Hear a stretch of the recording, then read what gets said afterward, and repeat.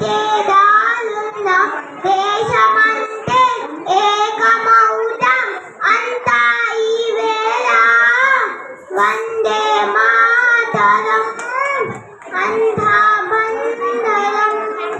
Vande Mataram Anna